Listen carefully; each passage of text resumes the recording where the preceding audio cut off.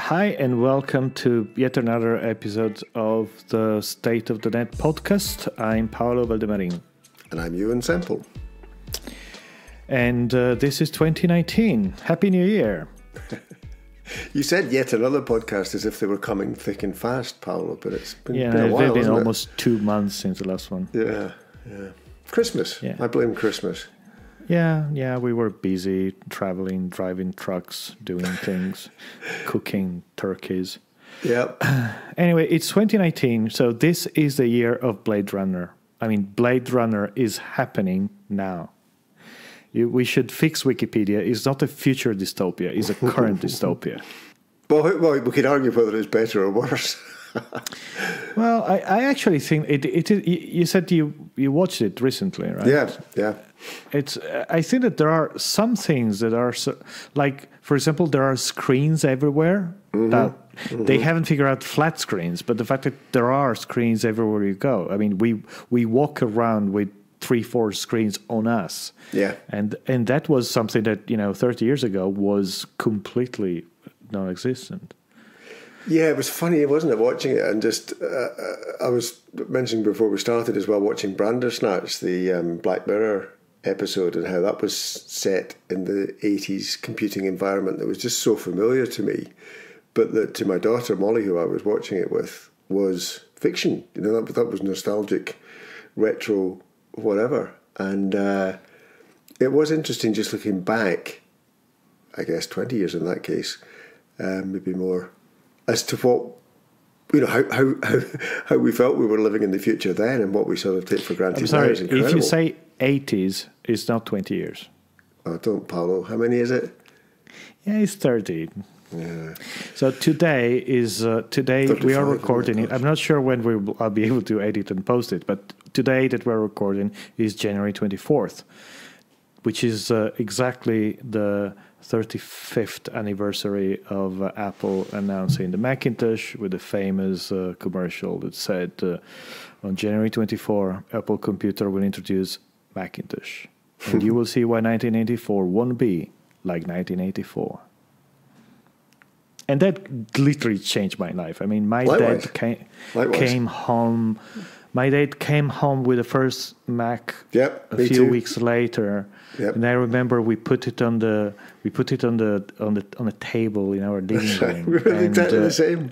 And it was it was so cuddly, wasn't it? It was so cute and sort of self-contained and I remember using Mac Paint, and I was blown like away.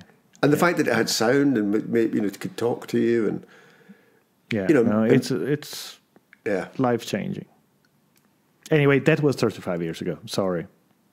Well, but it is interesting, isn't it? How how visionary they were, and I've often quoted and shown people the I can't remember what they called it now, the knowledge Navigator. That's right. Video that was made around the same time, in fact, a bit earlier, that really did have so many of the elements of what we now increasingly take for granted in our mobile phones in sort of basic ideas, and it is amazing how sometimes I think it's partly life imitating art.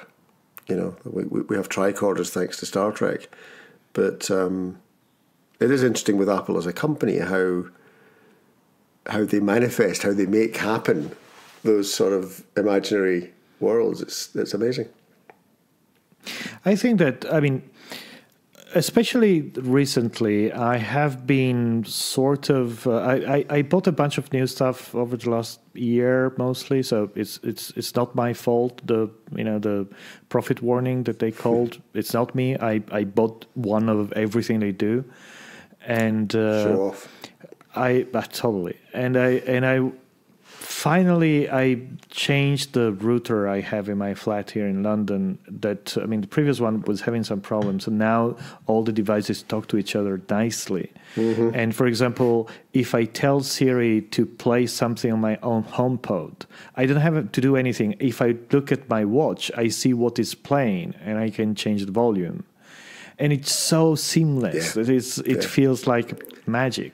The fact that I say when I call Siri, I'm not saying that because there are too many devices around me at the moment.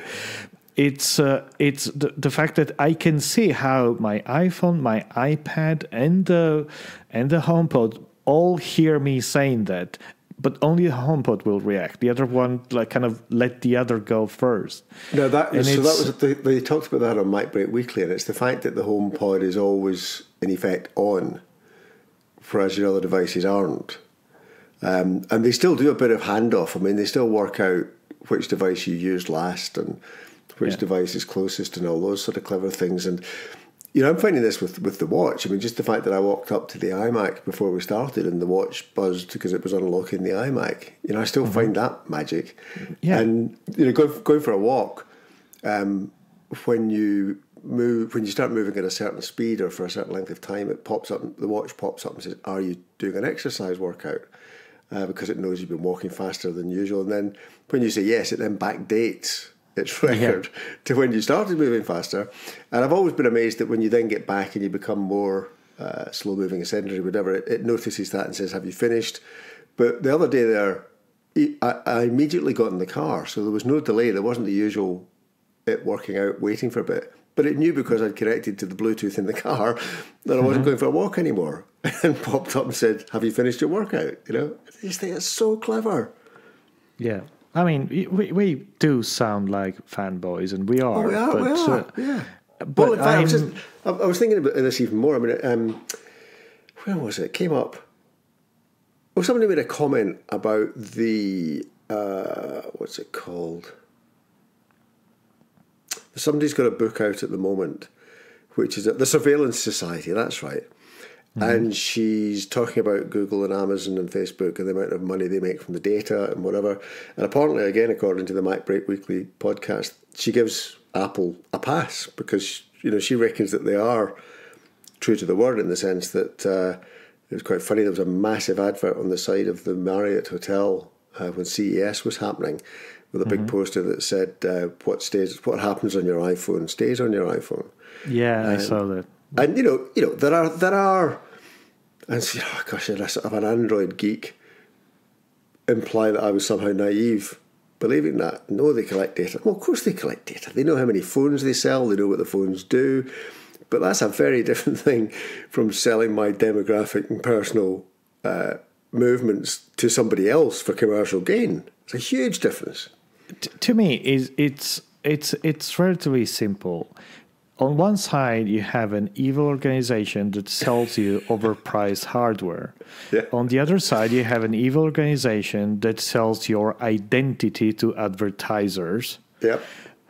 And by the way, you're probably running on hardware created by a company partially controlled by the Chinese Communist Party.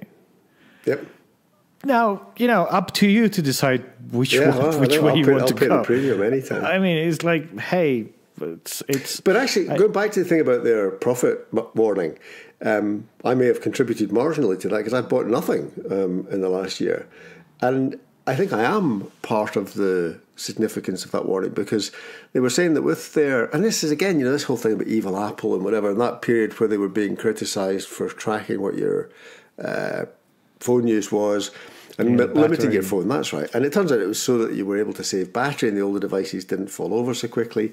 But because of the fuss, they then had that program where you could replace your battery for, I think it was $30. And the consequence was they just had queues out the door of most Apple stores because everybody suddenly realised that for $30 you could have effectively practically a new phone. And that then means that the phones last longer. And, you know, Apple's devices have always... You know, Molly, my daughter's using my MacBook Air that we've had for 5, 6, maybe even 7 years now. No, I mean, I'm using. I mean, my wife is visiting, and she's using my old Mac, and that my old Mac is 10 years old. Yeah, and it's an old MacBook Pro, and it's. I mean, it's not running the latest version of Mac OS, but it's still working. It's still doing everything. It's still synchronizing with iCloud. It's still running all the major browsers. It's a perfectly usable machine. Well, and that was something else that people were speculating about, the lower income or lower profits of the iPhone. That, you know, I've got an iPhone 7 and came off contract maybe 6 months ago now. And I've got no inclination to get a new one, frankly. The phone does everything I want. It takes great pictures. I've got I've sort of fallen off that path of you have to get the latest every time it comes out, because the thing's good enough. I enjoy it. Yeah, they last. Their product lasts a long time. They are making them last longer. What is interesting is that if you look at the overall number of phones working, the fact that iPhones last longer is actually increasing the overall number of iPhones. Yeah. So they, instead of adding new phones, they're adding old phones. That's but of course, for every phone out there, it means somebody buying services, buying apps, buying music, and being part of the Apple ecosystem. Yeah. So it's clever. I personally, if I had to bet, I think that they will, when they issue the profit warning, they said that they are going to focus more on services.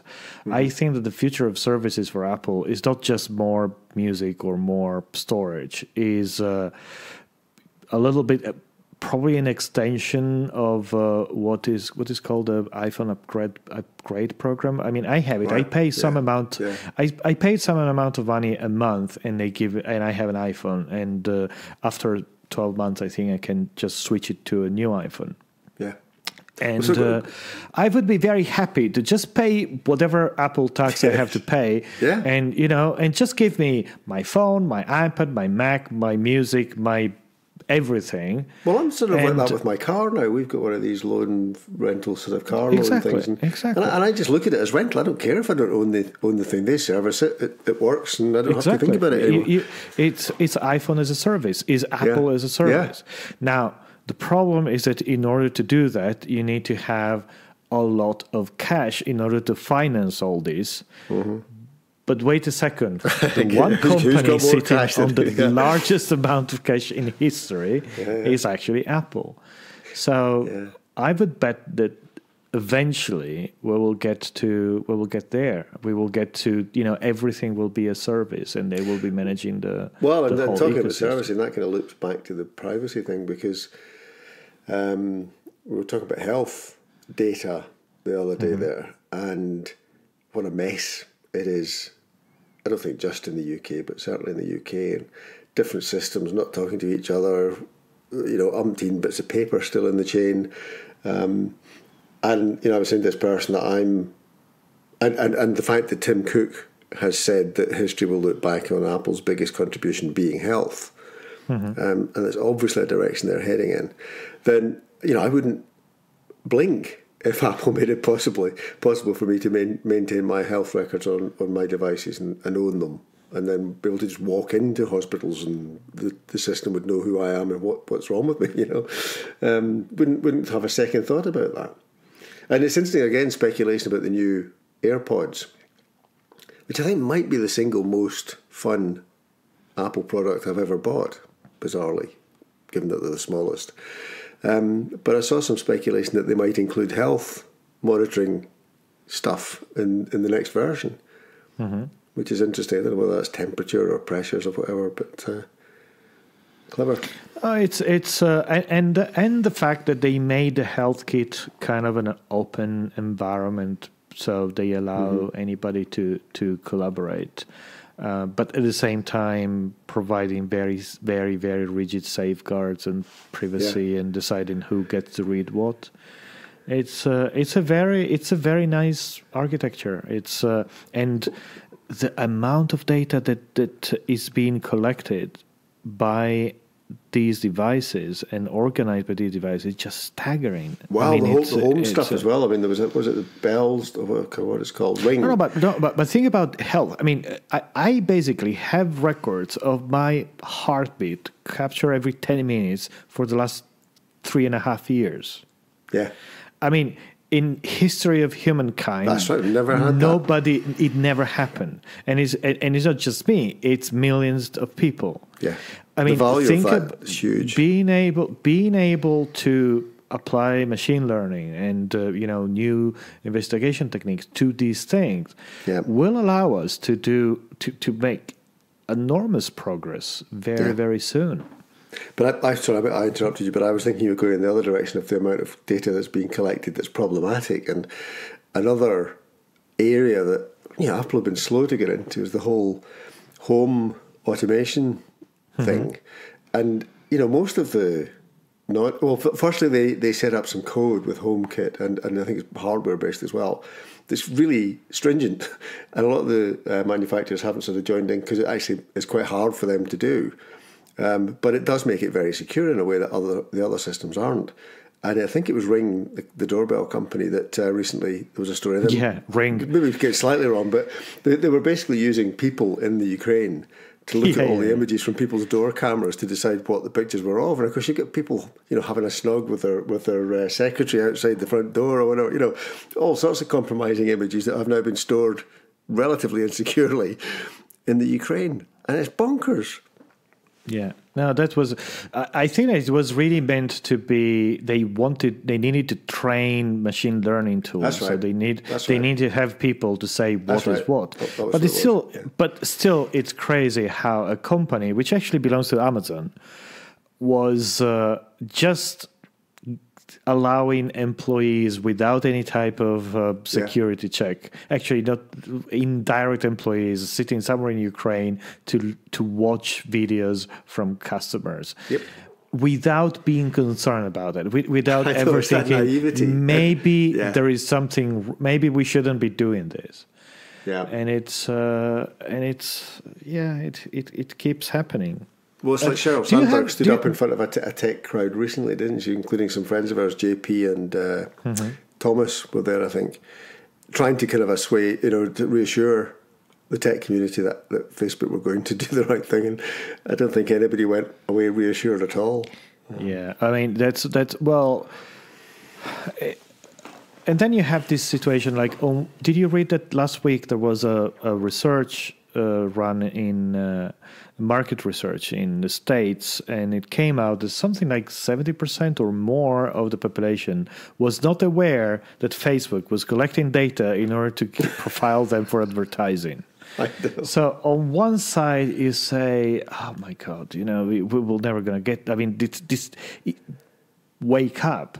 Yeah. On the other side, if you look at sales of the Facebook portals, you think, well, maybe people are actually smarter than what you think because nobody's buying the thing. I know. The thought of having one of those in your house, you would have to be off your Exactly. trolley. I mean, a Facebook device always on in your house with a camera.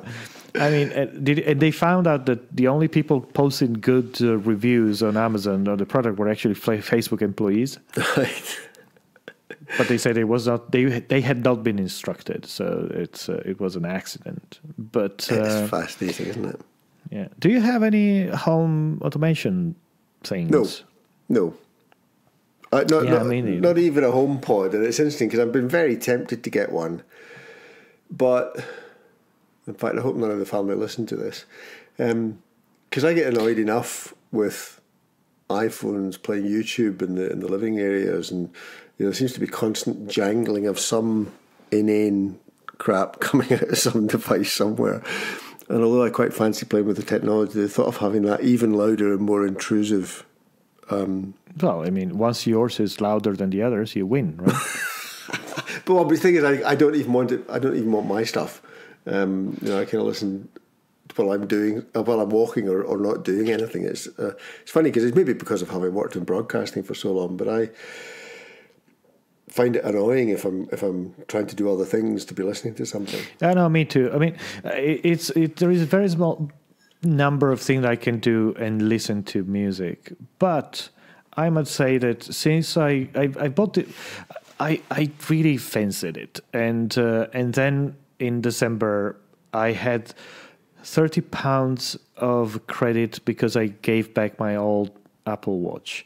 Mm-hmm. And they discounted it £50, so I could get it £80 off the regular price, and I just went for it. And it sounds pretty good. I mean, it has these weird 7 tiny speakers pointing in all directions and automatically adapting to the room. Mm-hmm. I'm not saying that probably with half the money you could buy good hi-fi equipment and having an even better quality. But the fact that I can just walk home and ask him to play anything, and he will just start playing. I have been listening to much more music in the last month than ever before. So cool. I'm enjoying it. No, but I was asking in terms of actual automation, like, turning on and off lights and switches and temperature. I mean, it's, I've always been sort of interested, but, there was a colleague of mine recently bought some switches, and he's controlling the switches from, I think he's using an Amazon device. And I was thinking, that's interesting. And these days, the cost is not too high. I mean, it's like £20, £30. I was going to say. But I was thinking, okay, I buy one of the switch, but I don't know exactly can I turn on and off in my house. I have such a small flat with nothing. I mean, it's like, there is a light that I could turn on and off, but it would be ridiculous. So we've got we've got underfloor heating in most of the ground floor, and an air source heat pump, both of which don't like it if you keep turning the temperature up and down. So there's no point in me getting a heating switch. And, it's not a bad thing to get out of your chair. I mean, it gets my stand score up on my watch if I have to get up and down to switch lights off. Talking of which, I'm becoming OCD about that. And again, this is Apple caring about your health. So. Well, 1st of January, I thought I'll just see if I can keep an unbroken run. And I have done so far. Of course, that's leaving the horrible prospect that I'm going to have to do this for a whole year now. Of what, closing all your circles? Yeah. I had a good run last year, but during the holidays I gave up. I mean, to be honest, believe it or not, on some Sundays I don't even wear the watch. I'm just too embarrassed. I know that I'm going to just be moping around for the whole day, so I don't wear the watch. So there is no record. There is no record of it. But no, I mean, it's another interesting way of building healthy habits. But and again, it's a choice. I mean, we both know folks who get all agitated about it and feel manipulated. And I've had periods since I've had the watch where I haven't bothered with it at all. But occasionally I feel that, making a bit of an effort and having the technology there to help me is a good thing, but it's just making more thoughtful and informed choices about, well, why am I doing this? Is it got any downside or cost in terms of privacy or whatever else? And then just getting on with it, Yeah, but I think that what is interesting is that you have, at least in my experience, and I mean, in my experience has been with Apple because I grew up in a Apple environment. I'm not saying that it's exclusive to Apple, no. But there is a number of situations where I did things because there was a new capabilities, there was a new technology was allowing me to do something, and I was just going for it. So I mean, I started playing the instrument again when Apple released GarageBand. Mm-hmm. And I got this thing and said, oh, this is exciting. And I picked up playing guitars again. And I wouldn't have done it if it wasn't for GarageBand, probably. Yeah, well, I'm writing more because I'm getting really back into using the pencil on my iPad Pro. Me too. And GoodNotes, the new version of GoodNotes is so good. And the fact that it searches all of my handwritten text with incredible accuracy amazing. Means that I'm just taking loads and loads of notes and it just finds stuff. It's fantastic. I'm actually drawing much more. I mean, because I got an iPad Pro in December with a pencil, and is that a new pencil? Yeah. I'll need to come and compare it at some point. It's I mean, I find myself drawing. I mean, it's just for the fun of using paint and pencil and all these different types of tools, and I love it. I realize that I can't go. You are my model in terms of the first person I know that went iPad native. Yep. And I feel that I can't do that in the sense that on one side there are some moments where I just get so frustrated. You know, you need to copy and paste a bunch of things from one document to another. It's just silly doing it on iOS compared to doing it on a Mac. There are other things that you just like, you know, I need to use an inspector in a browser. The feature is not there. Yeah, you could probably download an app to do that. But I mean, it's there are some things that I still prefer to use my Mac for. But I've completely stopped carrying around notepads. And I'm really, really enjoying reading stuff and using it. It's actually very, very good. Well, and it's interesting with using the pencil more because it's making me not need a keyboard as much. Although I have bought one of these Logitech keyboards that has got 3 setups on it, so that I can basically move the same keyboard to the iMac and click a button and it immediately connects. I can move it to the iPad and it immediately connects. I can use it with my phone and it immediately connects. And it means I'm basically using the one keyboard all the time if I'm using a keyboard, which is getting my typing speeds back up again.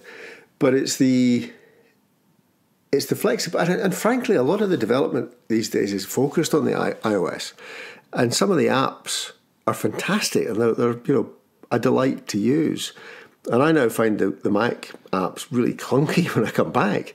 So I'm actually finding it the other way around in some ways. And, it takes an adjustment. I mean, I was thinking when you were talking about the copying and pasting, I mean, if you've got the split screen and you've got the 2 documents sitting side by side and you just do drag and drop, once you get used to it, that's actually quite quick, No, I mean, if you can, sometimes you can, sometimes you can't. But I find it fascinating because on one side, yes, the experience on iOS is much better very often.